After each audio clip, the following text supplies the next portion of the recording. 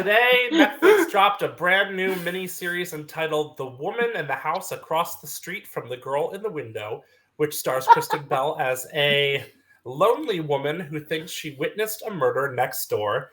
The series is the latest in a string of shows that offer a comedic spin on the murder mystery genre, and I've compiled some of these shows in a row called Killing Me Softly, crime shows with sense of humor. So you can just say dark stuff into your voice remote, and you'll find this hilarious and gruesome collection of shows, including The Flight Attendant, Killing Eve, Barry, Guilty Party, Dead to Me, and many more.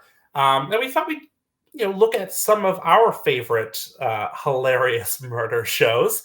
And my favorite just happens to be a series called Search Party. Let's take a quick look at a clip. We are trying to accomplish something that has never been done before. To sell enlightenment? I'm with you. Me too. Let's do this. This is the revolution. You sound crazy. I'm devoted. Things are going to get rocky. They might try to stop us. What you believe is not reality. But they can never take away our light.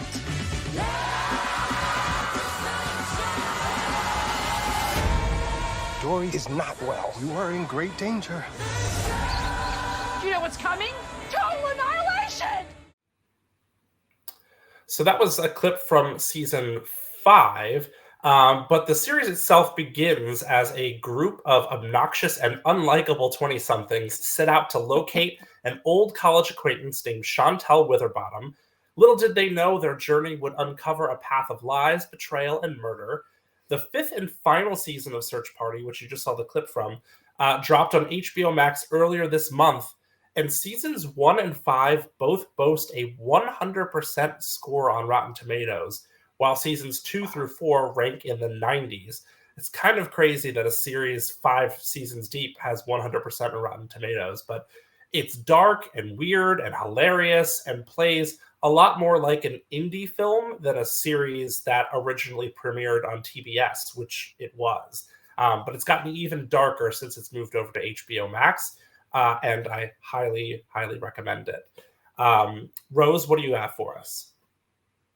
So, I don't know if those of you home know, but murder is not my thing. Even like murder comedy, or maybe, but like the true crime stuff, not my bag of tricks. But I did really enjoy Only Murders in the Building. I have 3 fun facts about this, but let's take a look at the clip first. I can't stop thinking about this. Neither can I. We should do our own true crime podcast. We're gonna go down there and look around for clues. You wanna come? Do I want to break into a dead guy's apartment and go through all his shit? Sounds like an afternoon. Right now, the only thing that matters is that there's a killer on the loose in our building. Oh, that is a very good line. Badly delivered, but a good line. I think we're onto something big here. And these are... Candid photos I took of our neighbors? Why are they all selfies? So I don't draw suspicion. So hot in here. Do we have to do this in a closet? The acoustics are better. And trust me, you need acoustics. I'm gonna pass out. First fun fact about this is one of Hulu's most watched series. So that should tell you something. I love the storytelling about this.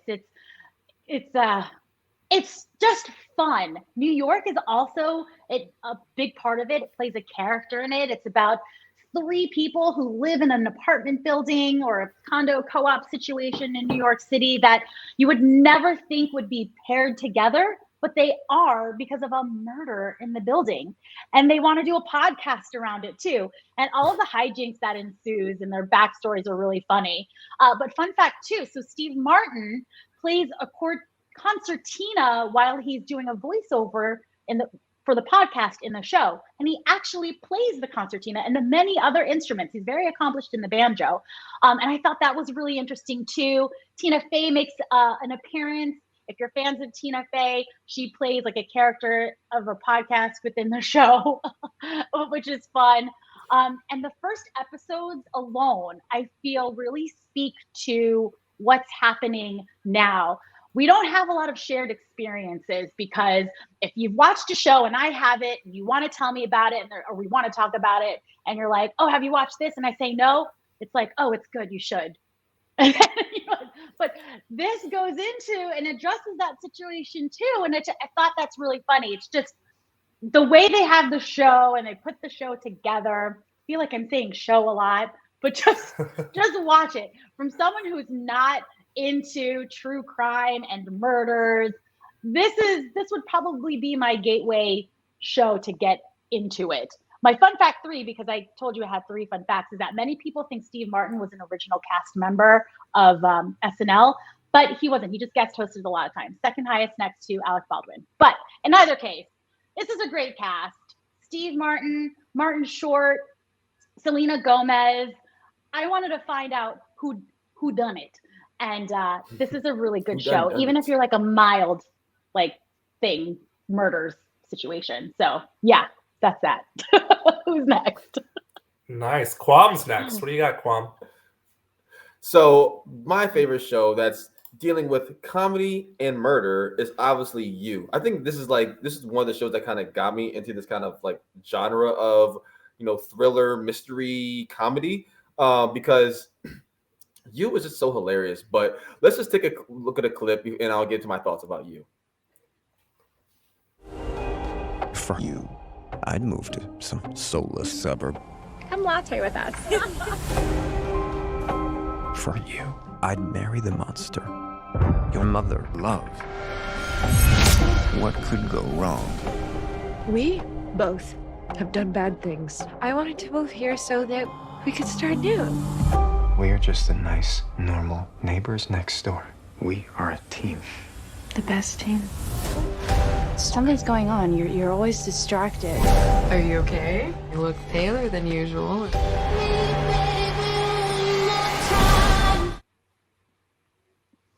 And so if you somehow never seen You, I will give you a quick synopsis. Joe is just your average, ordinary guy looking for love, but he just can't stop killing people in the name of love. Sometimes quite literally.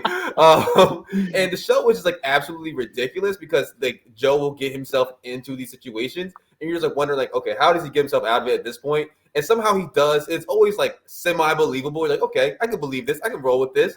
And while at times it starts to feel like, okay, the same thing's happening, it just hooks you back in because one, the character playing Joe, I forget his name right now, he's just really likable. I don't know, maybe it's his voice that's like entrancing me, but he's just really, really good at narrating the show and keeping you hooked. And I just like him as a character. And there's so many likable characters throughout the show, even if you're not supposed to like them. And how often do you get to really like enjoy and like and sympathize with a psychopath? So for all those reasons and more, You is one of my favorite Killing Me Softly shows. Nice. Well, again, just say dark stuff into your voice remote to check out the shows we just talked about.